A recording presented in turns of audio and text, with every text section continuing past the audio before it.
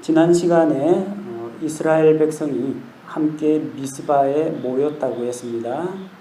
자, 이스라엘 백성이 함께 모인 사실을 알고 블레셋 사람들이 이스라엘을 침략했는데 그때 이스라엘 백성은 사무엘에게 하나님께 부르짖어 하나님께서 우리를 대적의 손에서 구원하게 하소서 그렇게 요청을 했습니다. 오늘 그래서 블레셋과 이스라엘 사이에 이제 전쟁이 일어나는데 오늘 이 말씀에서 가장 중요한 것은 블레셋과의 전쟁이 아닙니다. 블레셋과의 전쟁이 아니라 대언자 사무엘의 기도가 가장 중요한 요소입니다. 미스바 집회가 열렸는데 미스바 집회는 회개 운동 혹은 구국 성회 그런 게 아니었고 사무엘이 왜 이스라엘 백성을 모았느냐면은 미스바로 사람들을 모으라 내가 너희를 위해 주께 기도하리라. 대언자 사무엘이 하나님 앞에서 백성을 위해서 중보 기도하기 위해서 그들을 모은 겁니다. 핵심이 되는 것은 대언자 사무엘의 기도입니다. 블레셋 사람들이 쳐들어왔으면 뭘 제일 먼저 하겠습니까? 전쟁 준비 아니면 무기 손질, 백성들 조편성, 아니면 진영 구성, 작전회의. 블레셋 사람들과 싸우는데 여러 가지 필요한 요소들이 많이 있었을 겁니다. 그러나 이스라엘 백성은 가장 먼저 전쟁에서 이기고 지는 것은 하나님의 손에 달렸다. 그래서 하나님께 쉬지 말고 부르짖어 우리를 구원하게 하소서 그렇게 부탁했습니다. 사무엘은 하나님 앞에 나아가서 기도합니다. 자, 근데 기도하기 전에 뭐부터 하느냐? 9절을 보니까 사무엘이 젖 먹는 어린 양을 취해 전체를 번제 헌물로 드렸습니다.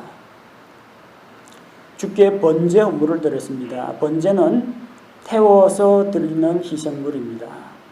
전체를 다 태웁니다. 전체를 다 태워 드리는 헌물이기 때문에 이것은 나중에 까맣게 재만 남습니다.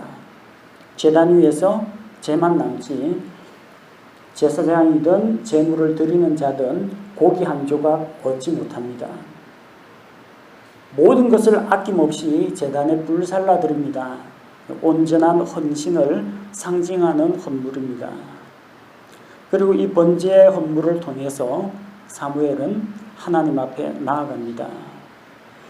먼저 하나님 앞에 희생 헌물을 드리고 그 다음에 나아가서 그가 하나님께 기도를 드렸더니 자 번제 헌물을 주께 드리고 주께 부르짖으며 헌물이 먼저고 기도가 그 다음입니다. 그 다음에 찾아오는 것은 주께서 그의 말을 들으셨더라. 기도가 하나님께서 그 기도를 받으시고 기도에 응답을 주십니다. 하나님 앞에 나아가기 위해서는 먼저 하나님하고의 관계가 회복이 되어야 됩니다. 왜 하나님께서 대언자의 기도를 들으십니까? 사무엘이 특출난 사람이라서가 아니라 번제 헌물을 통해서 희생물의 피를 통해서 하나님과의 교제의 관계를 회복했기 때문입니다. 그래서 하나님 앞에 기도가 상달되고 하나님께서 기도를 들으시고 응답해 주시는 겁니다. 우리가 하나님 앞에 나아가서 기도할 수 있는 근거가 무엇입니까? 어떻게 거룩하신 하나님께서 우리와 같은 연약하고 죄 많은 이 보잘것없는 창조물의 기도에 관심을 갖고 귀를 기울이십니까?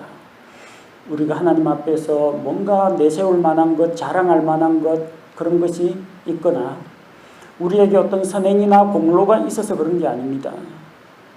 예수 그리스도께서 우리를 위해서 화해 헌물이 되셨기 때문입니다. 예수님께서 십자가에서 흘리신 그 피로 우리를 하나님과 화해시켰기 때문입니다. 그래서 우리는 예수님 이름으로 그분 앞에 나아갑니다. 기도할 때 예수님의 이름으로 기도합니다. 그렇게 고백하죠. 그것은 나는 아무런 공로가 없으나 예수님께서 십자가에서 나를 대신하여 죽으심으로 하나님과 나 사이에 죄의 장벽을 허무시고 끊어졌던 연결고리를 다시 하나님과 나를 연결시켜 주셨기 때문에 그 예수님을 힘입어서 나아간다. 그런 표현입니다. 하나님과 교제 관계를 회복하는 것. 그것이 우리 기도 응답의 필수 요건입니다. 미스바 집회는 이스라엘 백성의 회개 운동이나 구국 성회가 아니었습니다. 사무엘의 중재 사역, 중보기도 사역이었습니다.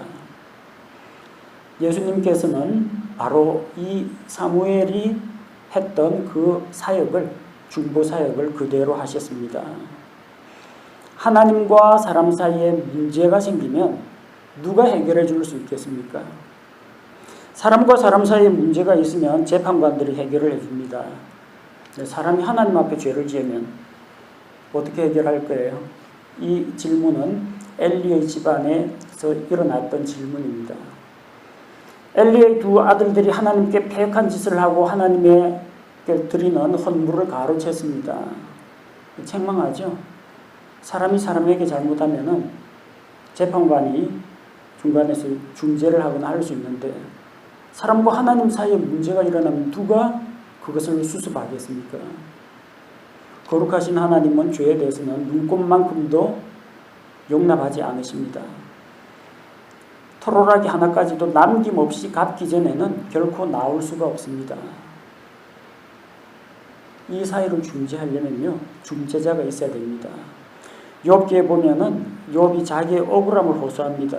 근데 하나님은 하늘에 계시고 나는 땅에 있으니 하나님과 나 사이에 중재자가 없다. 만약 중재자가 있다면 중재자가 하나님과 나의 손을 딱 잡고 가운데 서서 중재를 해주고 내가 왜 고난을 당하는지, 하나님께서 나에 대해서 뭘 오해를 하셨는지, 뭔가 맺힌 것이 있으면 풀어야 될 텐데 욥은 자기가 왜 얻어맞고 있는지, 왜 고난을 당하는지 알지 못했어요. 그래서 그는 중재자를 필요로 했습니다. 근데 그 중재자가 약속대로 오셨어요. 중보는 한쪽 편만 위하면 중보자가 아닙니다. 하나님 편에 서가지고 하나님만 옹호하는 사람은 누가 변호합니까? 사람 편에 서서 사람의 죄를 자꾸 감싸고 덮어주기만 하면 하나님의 공의가 서지 않습니다. 그래서 하나님과 사람 사이의 중보자가 되려면 완전한 하나님인 동시에 완전한 사람이 되어야 됩니다. 디모데전서 2장 5절에서 한 하나님이 계시고 하나님과 사람들 사이에 한 중재자가 계시니 곧 사람이신 그리스도 예수님이시라. 예수님은 하나님의 아들이십니다. 또한 사람의 몸으로 오신 분입니다. 완전한 하나님이자 완전한 사람으로서 하나님과 사람 사이에 중재자가 되어 주셨다는 겁니다. 하나님께서 사무엘이 부르짖는 기도를 들으시고 이스라엘 백성을 받아주신 것처럼 하나님께서는 예수님을 통해서 그분을 믿는 자들을 받아들이셨습니다. 아버지, 저 세상에 있는 죄인들을 위해서 아무 죄 없는 제가 대신해서 생명의 피를 흘렸습니다. 이 죄 없는 피를 받으시고 생명값을 받으시고 저 사람들을 용서하여 주옵소서. 예수님이 자기 생명의 피를 담보로 하나님 앞에서 중재를 서셨습니다. 하나님께서는 그것을 기쁘게 받으시고 예수님의 피를 통해서 죄에 대한 대가를 받으셨습니다. 그리고 죄인들을 용서하셨습니다. 하나님의 공의도 만족되고 하나님의 사랑도 만족이 되었습니다. 바로 이 중재 사역, 이것이 예수 그리스도의 사역입니다. 사무엘은 하나님 앞에 나아가기 위해서 사무엘 자기도 죄인이에요. 그러니까 하나님 앞에 나아갈 때 먼저 번제 헌물을 드리고 나아갑니다. 예수님은 죄가 없으신 분이기 때문에 하나님 앞에 죄 헌물을 드릴 필요가 없어요. 대신에 사람들의 죄를 대신해서 예수님 자신은 죄가 없지만 중재하고 또 변호하고자 하는 이 사람들을 위해서 자기 자신을 희생물로 드리셨습니다. 사무엘은 블레셋과의 전쟁에서 승리할 수 있도록 하나님께 승리를 구했습니다. 승리를 위해서 기도를 했습니다. 그러나 예수님은 십자가의 부활로 스스로 승리하셨습니다. 예수님의 사역 그리고 사무엘의 사역은 이렇게 유사한 점들이 많다는 걸 기억하시기 바랍니다. 사무엘은 오실 예수 그리스도의 예표적인 인물이기 때문입니다. 그리고 하나님께서 기도의 응답을 주셨는데 사무엘이 번제 물을 드릴 때에 블레셋 사람들이 이스라엘과 싸우려고 가까이 나왔는데 사무엘이 부르짖는 그 소리를 들으시고 하나님께서 바로 응답을 주셨습니다. 어떤 식으로 응답을 주셨어요? 천사들을 보내지 않았습니다. 이스라엘 백성에게 어떤 강력한 무기나 또 좋은 전술을 가르쳐 주지 않으셨습니다. 하나님이 직접 인간들의 전쟁에 개입을 하셨습니다. 하나님이 참전하셨어요. 이게 싸움이 안 되는 거죠. 어린아이 둘이서 싸우고 있는데 한쪽이 약하면 누구 부르냐면요. 자기 삼촌 부릅니다. 아니면 자기 큰형 부릅니다. 큰형이나 삼촌 오면 이거는 그냥 더 이상 싸움이 안 되는 거예요. 그냥 조용히 물러나야 됩니다. 하나님이 직접 이 전쟁에 개입을 하셨습니다. 하늘에서 큰 천둥 소리로 블레셋 사람들을 혼란스럽게 하고 그들을 무찌르셨습니다. 그래서 그들이 이스라엘 앞에서 패함으로 이스라엘 백성이 어떤 무기를 가지고 공격한 게 아니고요. 천둥으로 그들을 치시니까 그들을 무찌르시니까 그들이 이스라엘 앞에서 패했다고 했습니다. 이 천둥 소리는 자연적인 천둥 소리가 아니란 이야기죠. 자연 현상이 아닙니다. 저기 보니까 기압골이 불안정하고 보니까 양전하, 음전하를 띈 이 구름들이 막 만나가지고 불꽃 방전이 일어나서 번개가 치고 천둥, 뇌성병력이 울리고 그런 게 아니고요. 하나님께서 천둥 소리를 내셨다는 겁니다. 당일날 무슨 번개가 치고 비가 내렸다 그런 이야기는 없어요.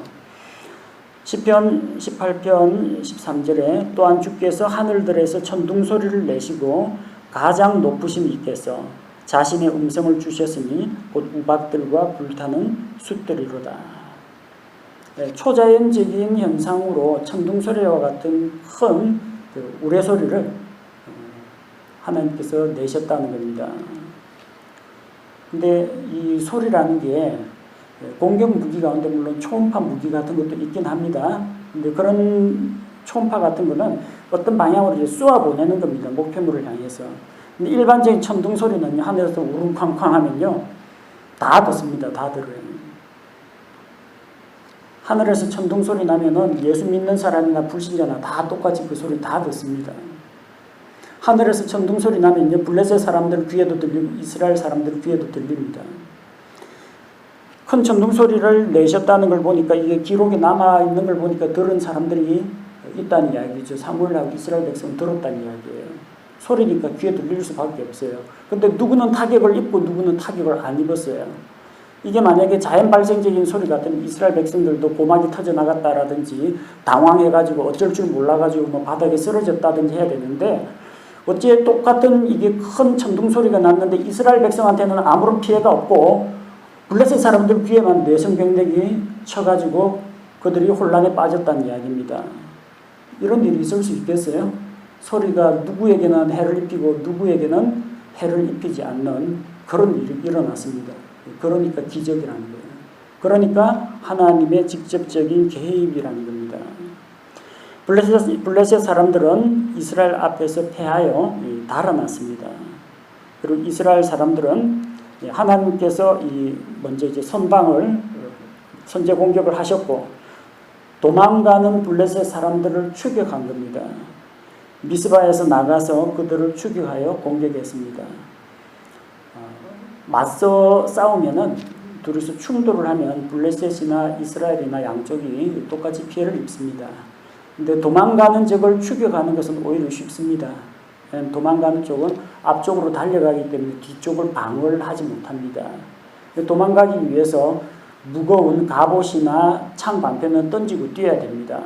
그렇기 때문에 이스라엘 백성에게 좋은 공격 목표가 되는 겁니다. 결국 전쟁은 이스라엘의 승리로 끝났습니다. 전쟁에서 승리한 것을 기념하기 위해서 사무엘이 큰 돌을 취해서 미스바와 센 사이에 세웠습니다. 돌이라고 하니까 그냥 큰 돌이라고 하니까 아마 사람 몸집 정도는 되나 봅니다. 여러 장정들이 힘을 합쳐야 간신히 굴릴 수 있는 아주 큰 돌, 기념비와 같이 세울 수 있는 그런 큰 돌을 가지고 왔다는 겁니다. 당시에도 문자 기록은 있었습니다. 문자 기록이 있으니까 모세가 모세오경을 기록했겠죠. 근데 당시에는 그 기록하는 기록 매체라든지 혹은 글자를 아는 사람들이 그렇게 많지가 않았고 말로 주로 하던 그런 시기입니다. 그래서 이걸 가지고 블레셋과의 전쟁 기록을 책으로 써가지고 책으로 쓸 수는 있어요. 대량 복제도 안 됩니다. 인쇄소에서 찍어내야 되는데 이스라엘 백성에게 필사로 언제 이제 하나씩 전쟁 이야기 쓰고 언제 나눠줍니까? 그게 안 되는 시기예요. 그게 문자 문화 시대가 아니라 구술 문화 시대입니다. 돌아가면은 이스라엘 백성이 자기 아들, 딸들 앉혀놓고 오늘 하나님께서 우리를 침략한 블레셋 군대를 하늘에서 큰 천둥 소리를 내어서 물리치셨다. 하나님께서 우리에게 승리를 주셨다. 구두로 전달해야 돼요. 구두 전달이 어떤 문제가 있느냐면요. 말이라는 게 하다 보면 몇 가지 빠뜨리기도 하고 덧붙이기도 합니다.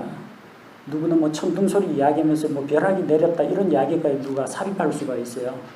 신나가지고 이야기하다 보니까 인쇄된 글자는 거짓말을 안 하는데 이야기로 하다 보면은 해서는 안 되는 이야기에 들어가기도 하고 불필요한 게 들어가기도 하고 꼭 해야 되는 이야기에 빠지기도 합니다.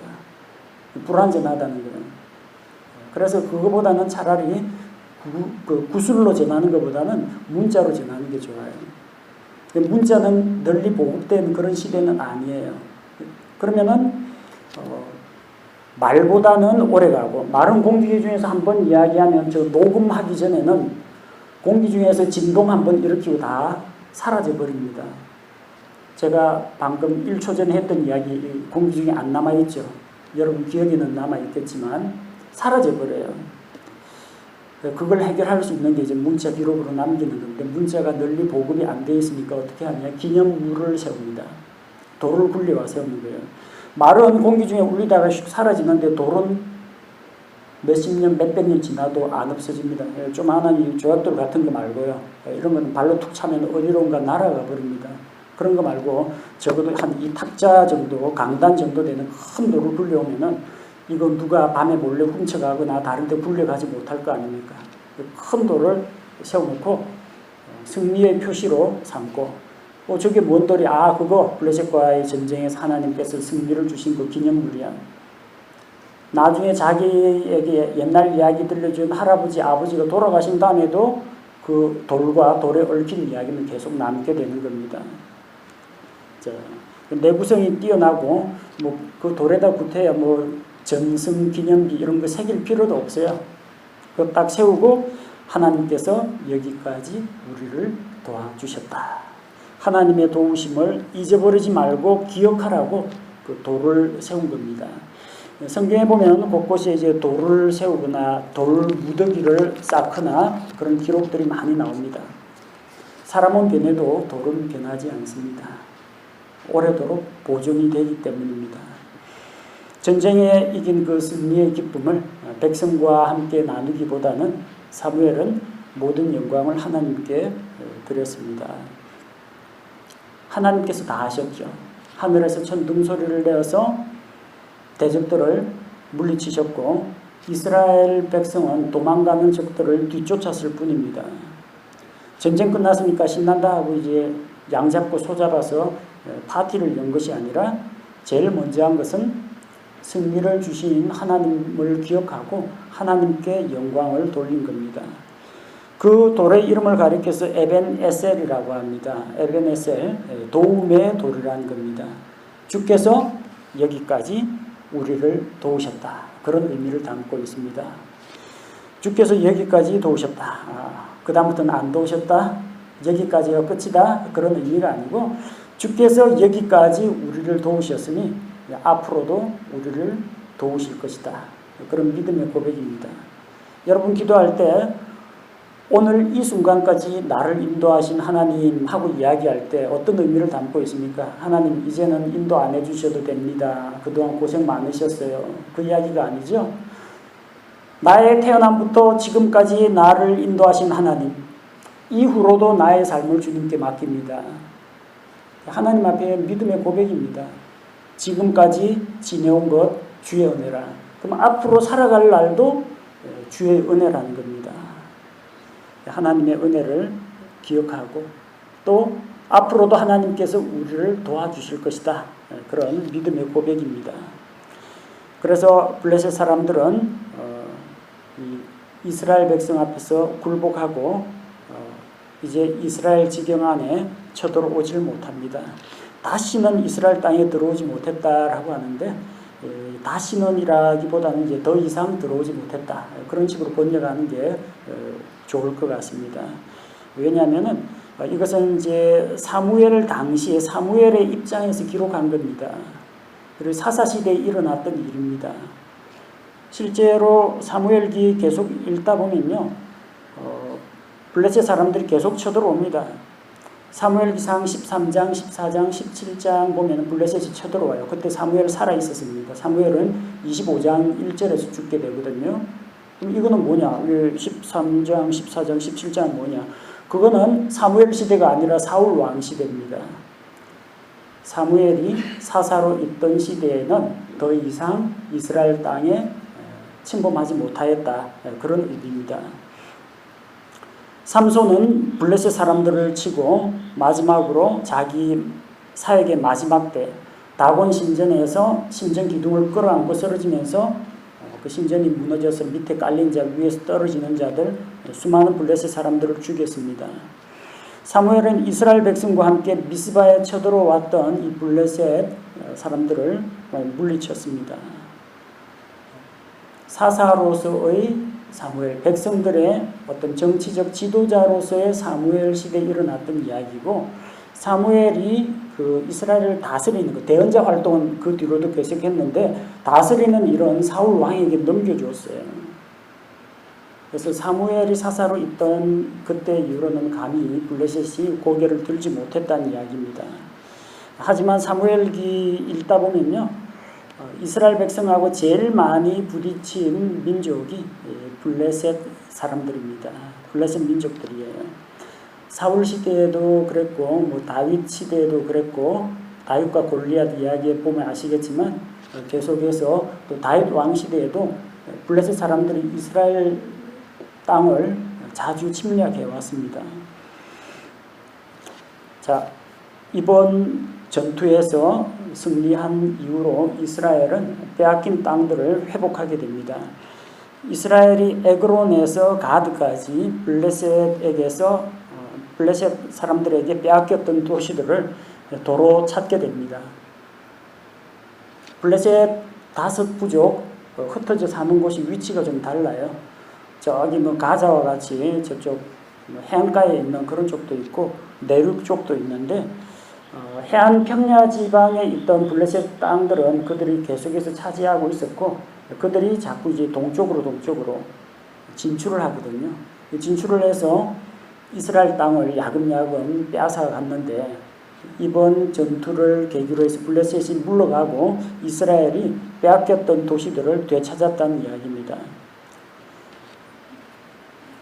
지중해에서 사해까지 여러분이 팔레스틴 땅을 서쪽에서 동쪽으로 쭉 가다 보면요, 지형이 바뀝니다. 자, 지중해 연안에 있는 팔레스틴 서쪽 해안에 여러분이 있다고 치고 동쪽으로 가다 보면요, 한동안은 해안 평야지들을 만납니다. 그 블레셋 사람들의 땅이에요. 팔레스틴 남서쪽입니다. 근데 더 올라가다 보면은 그리 높지는 않은데 구릉지대를 하나 만나게 됩니다. 구릉지대가 있고 그 낮은 언덕, 조그마한 야산 정도 되는 턱이라고 보면 됩니다. 조금 올라가죠. 지대가 좀 해발 고도가 높아져요. 그 해발 고도가 높은데 그 다음에 골짜기가 있어요. 골짜기가 있고, 그 다음 그 골짜기에서 경사로 쫙 올라가면 중앙 고원지대가 나옵니다. 예루살렘과 같은 경우 해발고도 760m 정도 높은 데 있어요. 그 다음에 거기서 거의 급경사입니다. 그 길로 다니는 사람 없으면 급경사로 쫙 내려가면은 그 아래쪽에 요르단강 사해 쪽이 나옵니다. 구조가 그렇게 되어 있어요. 그래서 이스라엘 사람들은 비옥한 해안평야 쪽을 찾기 위해서 이쪽으로 자꾸 진출하려고 하고, 블레셋 사람들은 자기 이 평야지대를 방어하고, 그 다음에 이스라엘이 저기 중부 고원지대에서 쫙 골짜기로 내려와서 이게 구름지대 이쪽으로 올라와가지고 하면은 구름지대에서 내리다라 평야지대까지 가면 바로 뚫립니다. 그러니까 뭘 확보해야 되겠어요? 구름지대를 확보해야 돼요. 그 구름지대를 확보하면 저기 내려오면 구름지대 야산 같은 데서 아래쪽 골짜기로 활을 쏘거나 돌을 굴릴 수가 있거든요. 결국 계속 이 지대에서 이 골짜기하고 구름지대 사이에서 계속 블레셋하고 이스라엘 사람 사이에 전쟁이 일어날 수밖에 없어요. 지형이 그렇게 되어 있습니다. 하나님께서는 그 땅을 차지하라고 이스라엘 백성에게 주셨는데 가나안 땅 전체를 다 차지하지 못하고 이방인들과 섞여 살거나 이방인들에게 내준 도시들이 있었다는 겁니다. 이스라엘이 강성할 때는 그 도시를 차지하다가 이스라엘이 힘이 약할 때는 이제 도시들을 빼앗기기도 합니다. 자, 그래서 이스라엘 백성이 그 도시들, 이전에 빼앗겼던 도시들과 도시들의 주변 지역을 블레셋 사람들 손에서 다시 되찾았습니다. 도시가 있고 도시 주변 지역이 있죠. 도시라는 것을 이제 영어에서 시티라는 것을 그냥 글자 그대로 번역하니까 도시가 되는데, 정확하게 이야기하자면 이게 성이라고 해야 됩니다. 성. 캐슬, 근데 영어에서 캐슬이라고 안 돼 있기 때문에 그냥 도시라고 했습니다. 도시가 뭐가 도시냐면요, 하나의 공동체가 사는 마을인데 성벽으로 보호받고 있는 마을을 가리켜서 도시라고 합니다. 성이라고 번역하기도 합니다. 우리가 이야기할 때 여리고 도시라고 하는데 여리고 성이라고 이야기하는데 둘 다 맞습니다. 왜 이런 구분이 생기느냐면요, 이 성을 쌓아놓고 이 보호받고 있으면은 이 안쪽은 안전합니다. 다른 사람들이, 다른 이민족들이 와가지고 시비 걸 일이 없어요. 확실하게 자기 영토, 자기 소유가 되는 겁니다. 근데 문제는 이 도시만 가지고는 모든 게 충족이 안 돼요. 도시 안에도 물론 우물을 파겠죠. 그렇지만 도시 안에 뭐 강이 흘러가거나 그러진 않습니다. 도시 안에 있는 것들은 대부분 그 빵집이라든지 대장간이라든지 집이라든지 이런 기능을 갖춘 것들은 다 도시 안에 있어요. 성 안에 있습니다. 아침이 되면 성문을 열고 사람들이 일터로 나갑니다. 밖에 뭐가 있냐면 풀밭이 있어요. 도시 안에서 양 못 키우잖아요. 오늘날처럼 뭐 공장식 축산 제도가 아니라 방목을 하던 그런 시절이기 때문에 양들은 풀을 뜯으려면 성 밖으로 나가야 됩니다. 초장으로 나가야 됩니다. 그 다음에 도시 안에도 조그만 밭 같은 거는 가꿀 수가 있겠지만 너른 논과 밭은 도시 밖에 있습니다. 성 밖에 있어요. 주변 지역들이라는 게 바로 그런 이야기입니다. 도시는 성벽으로 둘러싸인 이 사람들이 거주하는 그런 마을을 이야기하는 거고, 그 주변 지역들이라는 것은 논과 밭, 그리고 소를 키울 수 있는 초원, 그 다음에 시내, 산, 계곡, 과수원 이런 것들을 이야기합니다. 도시 안에, 마을 안에 이런 것들을 다 넣을 수가 없어요. 자, 그래서 이스라엘이 그 도시들, 그 주변 지역을 탈환했다는 건 바로 이런 의미입니다. 그들이 생활 터전 전체를 빼앗겼던 땅들을 다 탈환했다는 이야기입니다. 도시와 그 도시를 에워싸고 있는 주변 지역에서도 블레셋 사람들이 다 쫓겨났다는 이야기예요. 자, 이렇게 이제 평화의 시기가 찾아왔습니다. 그래서 사사들의 임무가 두 가지라고 했죠. 전쟁의 시기에는 전쟁 지도자, 그리고 평화의 시기에는 재판관과 행정관 업무를 보게 됩니다. 그래서 전쟁이 끝난 다음 더 이상 블레셋에게 시달리지 않게 되니까 사무엘이 백성들을 돌아보고 재판하는 일을 합니다. 자, 15절에 사무엘이 자기의 전생애 동안 이스라엘을 재판했다고 합니다. 전생애 동안. 사무엘은 그 어머니가 하나님 앞에 서원 기도할 때 이 아이의 일평생을 주님 앞에 바친다고 했습니다. 뱃속에서, 엄마 뱃속에서부터 태어나서부터 죽을 때까지 나사르 사람의 서약을 한 사람입니다. 일반적으로 나사르 사람은 서원한 기간 동안인데 그 서원 기간이 전생애라는 겁니다. 사사들 가운데는 어느 정도 성장해가지고 청장년이 된 다음에 부름을 받은 사람도 있고, 또 하나님 앞에 사사로 부르심을 받았다가 임무를 완수한 다음에는 사사 직무를 내려놓거나 그런 사람도 있고, 또 하나님께서 그를 버리신 그런 경우도 있습니다. 근데 사무엘은 전생애를 하나님 앞에 온전히 바쳤던 사람입니다. 그리고 16절, 17절에 나오는 말씀처럼 그가 해마다 베델과 길갈과 미스바로 순회하며 그 모든 곳에서 이스라엘을 재판했다고 합니다. 자, 베델, 길갈, 미스바, 대략 보면은 위치가 그 이스라엘의 거의 한 중부지방 정도 됩니다. 저 남쪽에 있는 헤브론이라든지 저 북쪽에 있는 갈릴리는 여기에서는 지금 언급이 되질 않고 있어요. 사무엘이 이스라엘 전역을 다 돌아다닌 것은 아니었고, 당시 인구가 많은 큰 도시들 중심으로 다녔다는 겁니다. 다른 사람들은 어떻게 하느냐? 멀지 않으니까 저기 북쪽에 있는 사람들은 베델까지 찾아오면 됩니다. 그리고 큰 일이라야 사무엘을 찾아오지 사소한 일은 사무엘까지 안 와도 돼요. 자기 도시에도 레위 사람들이 있습니다. 그 다음에 이게 사사와 같은 그런 사람은 없지만 법적 재판관 이런 사람들은 있거든요. 그 마을에서 해결을 하면 됩니다. 근데 도저히 좀 풀기 어려운 문제 해결 안 되는 게 있으면은 조금 북쪽에 있는 사람은 베델로 오면 되고요. 그다음 베냐민 지파 이런 데 있는 사람은 길갈이나 미스바 쪽으로 찾아오면 되는 겁니다. 유다 지파 같으면 가까이 있는 길갈 쪽으로 찾아가도 되고요. 자, 그래서 순회하면서 재판을 했다는 겁니다. 이 사무엘을 혼자서 이스라엘 전역을 다 커버할 수가 없기 때문에 그렇습니다. 또 만약에 사무엘이 한 장소에 머물러 가려면 우리 집은 라마니까 답답한 일이 있거든 라마로 찾아와라 하면 잘못하면 라마가 하나의 이스라엘의 수도처럼 되어버리고 다른 이스라엘 사람들은 찾아오는데 많은 어려움을 겪게 된다는 겁니다. 순회 재판을 하고 돌아다니면서 대언자 사역도 같이 했습니다. 사무엘의 집은 17절에 보니까 라마에 있었다고 그러죠.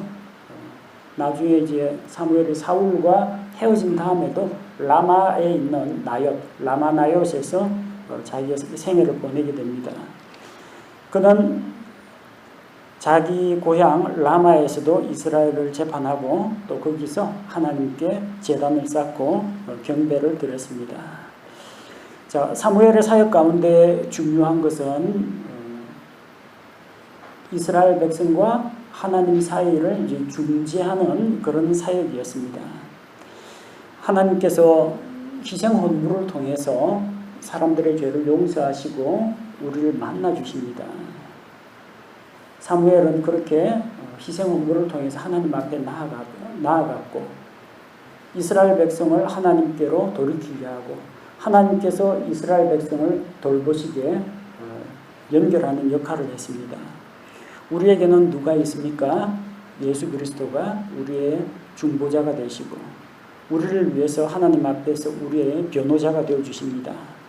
자기 자신의 생명을 하나님 앞에 희생물로 드리신 예수님께서 하나님과 우리 사이의 관계를 회복시켜 주셨기 때문에 우리는 예수님의 이름을 힘입어서 은혜의 왕좌 앞에 담대하게 나아갈 수 있게 되었습니다.